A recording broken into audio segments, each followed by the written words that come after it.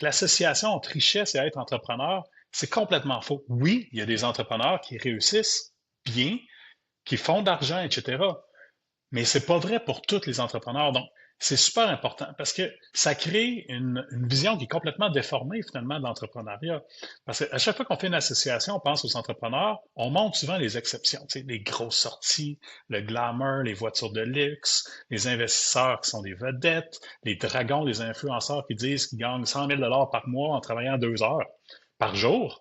Euh, la réalité est complètement différente pour la grande majorité des entrepreneurs du Québec.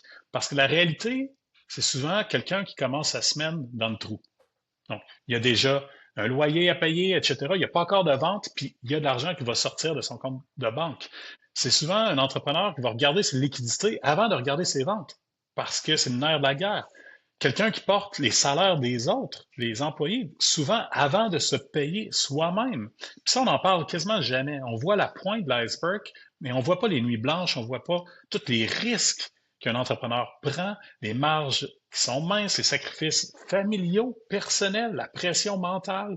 Parce que être entrepreneur, c'est pas juste être son propre boss, c'est souvent accepter un niveau d'incertitude que la majorité des gens voudraient même pas vivre.